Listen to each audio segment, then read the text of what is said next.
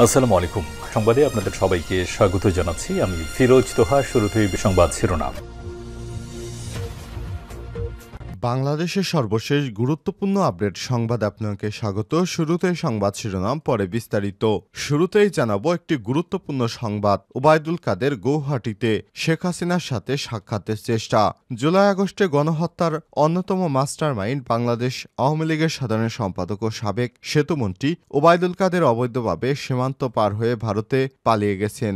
বর্তমানে আসাম রাজ্যের রাজধানী গৌহাটির একটি হোটেলে অবস্থান করছেন তিনি। জানা গেছে, চলতি মাসের প্রথম সপ্তাহে সিলেটের সীমান্ত দিয়ে একটি প্রভাবশালী মহলের সহায়তায় তিনি ভারতের মেঘালয় রাজ্যের রাজধানী শিলংয়ে পাড়ি জমান। সেখানে দু একদিন অবস্থানের পর আসামের গৌহাটিতে আশ্রয় নিয়েছেন। ওবায়দুল কাদের গত 5 আগস্ট ছাত্র জনতার গণ অভ্যুত্থানে ভারতে পালিয়ে যাওয়া তৎকালীন প্রধানমন্ত্রী শেখ হাসিনার সঙ্গে সাক্ষাতের চেষ্টা চালিয়ে যাচ্ছেন। এ ব্যাপারে দৈনিক নয়াদিগন্তের একটি প্রতিবেদন আপনাদের সামনে উপস্থাপন করা হচ্ছে। বন্ধুরা, সম্পূর্ণ সংবাদটি দেখতে ভিডিওটি না টেনে দেখতেই থাকুন।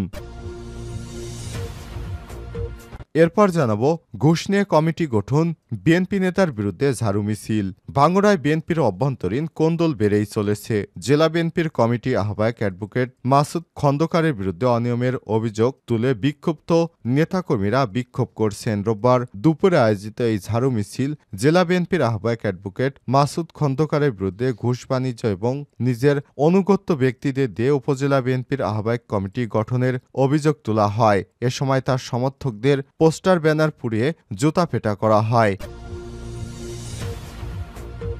এদিকে বিএনপি জামাতের ঐক্যের ফাটল ধরাতে তৎপর আওয়ামী লীগ। বিএনপি এবং জামাত ইসলামের মধ্যে ঐক্যের ফাটল ধরানোর জন্য তৎপর হয়ে উঠেছে ক্ষমতাচ্যুত আওয়ামী লীগ। নয়াদিগন্তের গুরুত্বপূর্ণ সংবাদ জানাবো, সঙ্গেই থাকুন। এবারে জানাবো, আজ সাবেক 10 মন্ত্রীসহ 14 জনকে তোলা হবে ট্রাইব্যুনালে। জুলাই আগস্টের গণহত্যার মামলায় আন্তর্জাতিক অপরাধ ট্রাইব্যুনালে হাজির করা হচ্ছে ক্ষমতাচ্যুত আওয়ামী লীগ সরকারের সাবেক 10 মন্ত্রী ও 2 উপদেষ্টা, অবসরপ্রাপ্ত এক বিচারপতি ও সাবেক এক সচিবকে। এদিকে নারায়ণগঞ্জের সোনারগাঁওয়ে মেঘনা গ্রুপের টিস্যু ফ্যাক্টরিতে আগুন। নারায়ণগঞ্জের সোনারগাঁওয়ে মেঘনা গ্রুপের টিস্যু ফ্যাক্টরির একটি ভবনে আগুন লেগেছে। সোমবার ভোরে উপজেলার পিরোজপুর ইউনিয়নের ঝাউচর এলাকায় মেঘনা গ্রুপের ভেতরে টিস্যু ফ্যাক্টরিতে এই অগ্নিকাণ্ডের ঘটনা ঘটে। ফায়ার সার্ভিস খবর পেয়ে 12টি ইউনিট আগুন নিয়ন্ত্রণে কাজ করছে। এবং সর্বশেষ জানাবো, কারফিউ জারির পরও অশান্ত ভারতের মণিপুর। আবারও উত্তপ্ত হয়ে উঠেছে ভারতের মণিপুর রাজ্য। রোববার ওই রাজ্যের বিরিবাম জেলায় জিরি নদী থেকে 2টি মৃতদেহ উদ্ধারের খবর মিলেছে। মণিপুর পুলিশের তরফ থেকে জানানো হয়েছে, ষাটোর্ধ্ব এক বয়স্কা এবং বছর 2 এক শিশুর মুন্ডহীন মৃতদেহ নদীতে ভেসে আসে। প্রিয় দর্শক, এতক্ষণ শুনছিলেন সংবাদ শিরোনাম, এবারে বিস্তারিত। তবে তার আগে বন্ধুরা, অনুরোধ থাকবে এই সংবাদটিতে একটি লাইক দিন। এই চ্যানেলে আপনি নতুন হয়ে থাকলে আমাদের সংবাদটি দেখতে দেখতে চ্যানেলটি সাবস্ক্রাইব করে রাখুন, যাতে বন্ধুরা আমাদের পরবর্তী লেটেস্ট আপডেট সংবাদগুলো সবার আগে আপনার কাছে পৌঁছে যায়। কমেন্ট করে আপনার মূল্যবান মতামত জানিয়ে দিন আপনি বিশ্বের কোন দেশ থেকে বা বাংলাদেশের কোন স্থান থেকে আমাদের এই সংবাদটি দেখছেন এবং শুনছেন। এবারে বিস্তারিত। ওবায়দুল কাদের গৌহাটিতে শেখ হাসিনার সঙ্গে সাক্ষাতের চেষ্টা।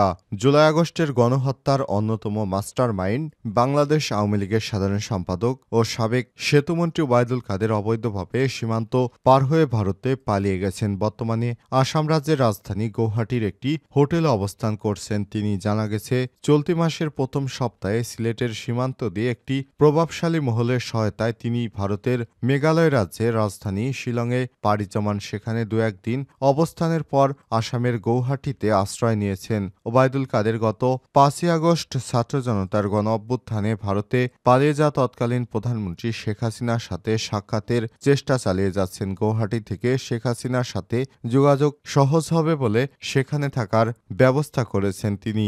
ভারত ও বাংলাদেশের কয়েকজন ব্যবসায়ী সহ সংশ্লিষ্ট একাধিক সূত্র থেকে আলাপকালে এসব তথ্য জানা গেছে। সিলেটের সীমান্তের সাথে সংশ্লিষ্ট একটি সূত্র জানায়, চলতি নভেম্বরের প্রথম সপ্তাহে গভীর রাতে সিলেটের গোয়াইনঘাট উপজেলার সংলগ্ন সীমান্ত দিয়ে ভারতে পালিয়ে যেতে সক্ষম হন ওবায়দুল কাদের। পালিয়ে যাওয়ার আগে প্রায় মাসখানেক সিলেট শহরে ইসলামপুর মেজরটিলা পূরবী আবাসিক এলাকায় অবস্থিত ৫০০ কোটি টাকার বাসা নামে পরিচিত আলিশান বাড়িতে অবস্থান করে প্রভাবশালী মহলের সাথে যোগাযোগ করেন। পরে সেখান থেকে অবৈধভাবে সিলেটের সীমান্ত দিয়ে ভারতে পালিয়ে যাওয়ার পরিকল্পনা করেন ওবায়দুল কাদের। সূত্র আরও জানায়, সীমান্ত পাড়ি দিয়ে ভারতে পৌঁছে প্রথমে তিনি মেঘালয়ের শিলংয়ে অবস্থানরত সিলেট জেলা আওয়ামী লীগের পলাতক কয়েকজন নেতার সঙ্গে সাক্ষাৎ করেন। সেখানে ওই নেতাদের সাথে সলা পরামর্শ করে তিনি গৌহাটির অবস্থান করার সিদ্ধান্ত নেন। সেখানে থাকার কারণ হিসেবে শেখ হাসিনার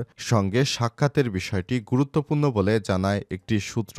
অবৈধভাবে সীমান্ত পেরিয়ে শিলং, গৌহাটি সহ বিভিন্ন এলাকায় বসবাস করছেন সিলেট জেলা আওয়ামী লীগের সাধারণ সম্পাদক ও জেলা পরিষদের সাবেক চেয়ারম্যান নাসির উদ্দিন খান, আওয়ামী লীগের সাংগঠনিক সম্পাদক এবং বিসিবির পরিচালক শফিউল আলম চৌধুরী, খালেদ সহ সিলেটের শতাধিক নেতাকর্মী।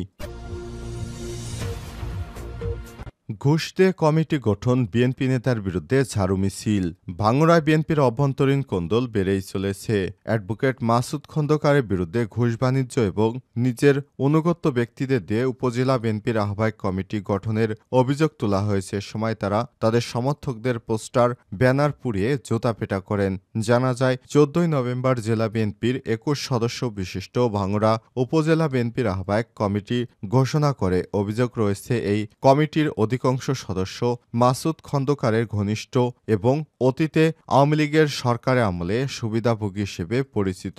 কমিটি ঘোষণার পর থেকেই উপজেলা বিএনপির বিভক্ত হয়ে পড়ে। কারণ হিসেবে জানা যায়, তারা দলের ত্যাগী, জেল জুলুমের শিকার নেতাদের বাদ দিয়ে কমিটি করেছে, যার কারণে তারা রোববার দুপুরে মাসুদ খন্দকারের বিরুদ্ধে ব্যঙ্গাত্মক ব্যানার বানিয়ে মিছিল করে ভাঙড়া বিভিন্ন সড়ক প্রদক্ষিণ করে তারা বিএনপির পার্টি অফিসের সামনে এসে মাসুদ খন্দকারের ছবিতে ঝাড়ু এবং জোতাপেটা করে। ক্ষুব্ধ নেতাকর্মীরা তার ছবিতে প্রস্রাব করে প্রতিবাদ জানায় এবং কমিটি বাতিলের দাবি তোলেন। বিএনপি জামাতের ঐক্যে ফাটল ধরাতে তৎপর আওয়ামী লীগ। বিএনপি এবং জামাত ইসলামের ঐক্যে ফাটল ধরাতে তৎপর হয়ে উঠেছে ক্ষমতাচ্যুত আওয়ামী লীগ সরকার। ক্ষমতায় থাকতে মাঠের প্রধান বিরোধী দল বিএনপিকে পাত্তা না দিয়ে উল্টো দলটির চেয়ারপারসন বেগম খালেদা জিয়া, ভারপ্রাপ্ত চেয়ারম্যান তারেক রহমান সহ শীর্ষ নেতাদের নিয়ে হাসি ঠাট্টায় মশগুল থাকত আওয়ামী লীগ। গত ৫ই আগস্ট ছাত্র জনতার গণ অভ্যুত্থানে সেই আওয়ামী লীগের নেতৃত্বাধীন স্বৈর সরকারের ভয়াবহ পতনের পর দলটির অবস্থান যখন শূন্যে নেমে এসেছে, ঠিক তখনই বিএনপির সাথে তার রাজনৈতিক ঘনিষ্ঠ মিত্র ও দুঃসময়ের সহযোগী জামাতের মধ্যে কিভাবে ফাটল ধরানো যায় সেই শখ করছে আওয়ামী লীগ। এজন্য বিদেশে পালিয়ে যা আত্মগোপনে থাকা নেতারা ইনে বিনে বিএনপি এবং বিভিন্ন কর্মকাণ্ডের প্রতি সমর্থন জানাচ্ছে এবং প্রতিবেশী দেশ ভারতের সহায়তায় বিএনপির সাথে সখ্য গড়ে তোলার জন্য চেষ্টা তদবির করছে বলে নির্ভরযোগ্য সূত্র থেকে জানা গেছে। বিএনপি জামাতের আদর্শিক অবস্থান দুই মেরুতে হলেও ১৯৯৯ সালে ৪ দলীয় জোট গড়ে ২০০১ সালে অনুষ্ঠিত অষ্টম জাতীয় সংসদ নির্বাচনে নিরঙ্কুশ জয়লাভের মাধ্যমে তারা সরকার গঠন করে। এরপর ১/১১ থেকে শুরু করে গত ৫ই আগস্ট পর্যন্ত সরকার বিরোধী আন্দোলনে কাঁধে কাঁধ মিলে বিএনপি জামাত ঐক্যবদ্ধভাবে রাজপথে সক্রিয় ভূমিকা রেখেছে। ওই সময় থেকে বিএনপি জামাত জোটে ভাঙনের সৃষ্টির একটা প্রচেষ্টা ছিল আওয়ামী লীগের। ওই সময় সফল না হলেও গত ৫ই আগস্ট ছাত্র জনতার গণ অভ্যুত্থানের মাধ্যমে আওয়ামী লীগ সরকারের নজিরবিহীন পতনের পর থেকে সেই ভাঙনের ষড়যন্ত্র আবারও শুরু করেছে বলে নির্ভরযোগ্য রাজনৈতিক সূত্র থেকে জানা গেছে। আর সাবেক ১০ মন্ত্রীসহ ১৪ জনকে তোলা হবে ট্রাইব্যুনালে।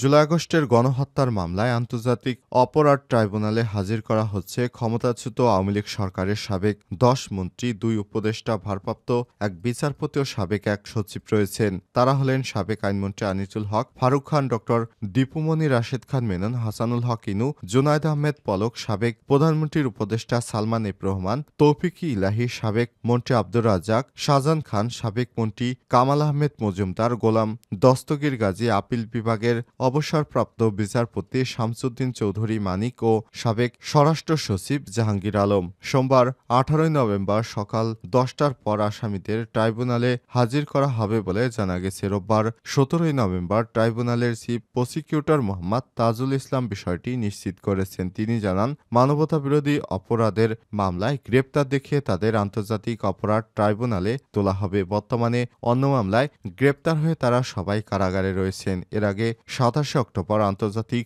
অপরাধ ট্রাইব্যুনাল জুলাই আগস্ট গণহত্যার মামলায় কারাবন্দী সাবেক 2 উপদেষ্টা, সাবেক 10 মন্ত্রী, এক সেনা কর্মকর্তা, সাবেক 1 সচিব, এক বিচারপতি সহ 20 জনকে হাজির করতে নির্দেশ দেন। এর মধ্যে উপরের 14 জনকে 18 নভেম্বর হাজির হতে বলা হয়। এছাড়াও পুলিশ ও সেনা কর্মকর্তাদের মধ্যে সাবেক আইজিপি আব্দুল্লাল মামুন, বরখাস্তকৃত মেজর জেনারেল জিয়াল হাসান, আব্দুল্লাল কাফি, আরাফাত হোসেন, আবুল হাসান ও মাজহারুল ইসলামকে গ্রেপ্তার দেখে 20 নভেম্বর ট্রাইব্যুনালে হাজির করার নির্দেশ দেওয়া হয়। উল্লেখ্য, স্বাধীনতার 39 বছর পর 2010 সালে 71-এ মানবতাবিরোধী অপরাধের বিচারের জন্য আন্তর্জাতিক অপরাধ ট্রাইব্যুনাল গঠন করা হয়। ওই বছরের 25 মার্চ ট্রাইব্যুনালে আনুষ্ঠানিক যাত্রা শুরু হয়। 2015 সালের পর থেকে ট্রাইব্যুনালের কার্যক্রম অনেকটা গতি হারিয়ে ফেলে। তবে হাসিনা সরকার পতনের পর ফের ট্রাইব্যুনালের কার্যক্রম নতুনভাবে শুরু হয়।